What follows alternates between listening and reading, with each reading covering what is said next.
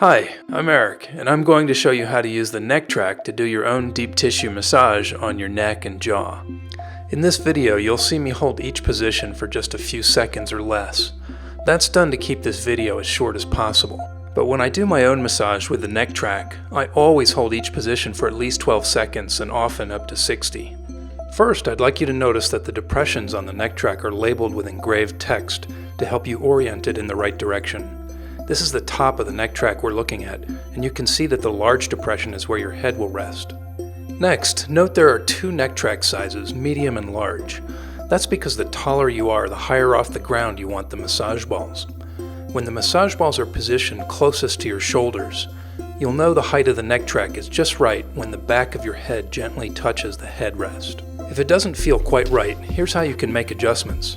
To raise the height of the medium Neck Track, just place a book underneath it like this. To lower the height of the large Neck Track, just place the body track or a coffee table book under your shoulders. This is a great way to accommodate other family members who may be shorter or taller. One other way to make smaller adjustments is with your choice of massage ball. The lacrosse ball, for example, is smaller than the yellow baseball-sized massage ball I'm using in this video and will give you slightly less height.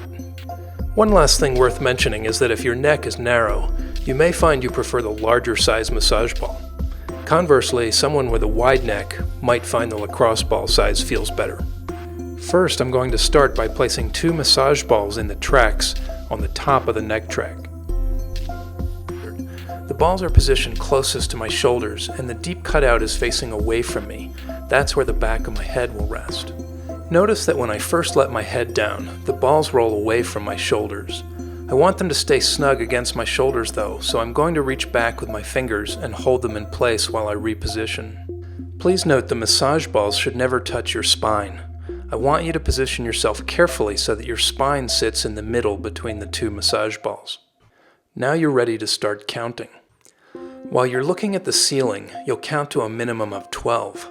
You want to count until you feel the pressure begin to fade somewhat. If you count to 60 and the pressure hasn't faded, stop and switch to a softer massage ball to reduce the pressure.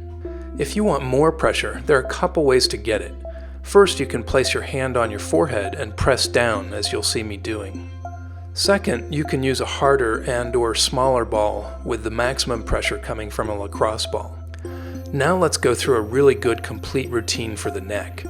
After you've counted to at least 12 while looking at the ceiling, rotate your head slightly to one side so that you feel more pressure on one massage ball. Rotate still a little further and this time use your hand on your forehead to apply a little extra pressure and count once more.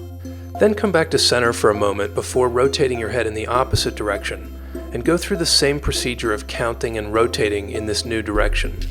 After you've rotated your head 3 times in each direction, you're ready to roll the balls to the next position in their tracks. Roll them just slightly away from your shoulders towards the base of your skull, and then repeat the same process, looking at the ceiling for your first count, then rotating and counting to one side and then the other. In this video, you'll see me hold each position for just a few seconds or less. That's done to keep this video as short as possible. But when I do my own massage with the Neck Track, I always hold each position for at least 12 seconds and often up to 60. When you're finished, please remove the balls before sitting up to make sure they never touch your spine. Next, I'm going to demonstrate using the bottom of the Neck Track, which has 2 fixed positions for massage balls, which are spaced further apart than the tracks on the top side. This allows you to do a deeper massage more on the side of the neck, or massage your jaw or face. Please make sure to position the Neck Track exactly as I have it here, with the deeper cutout facing your neck and shoulders, and the shallow depression facing away from you. The shallow cutout is where your head will rest. Use the same technique we saw earlier for getting started by placing your fingers on the massage balls to hold them in place while you settle down on them. You'll also follow the same procedure for counting and rotating. Next, turn onto your side and lower your head down so the rear massage ball supports the back of your head, while the front massage ball presses on your jaw muscle just in front of your ear.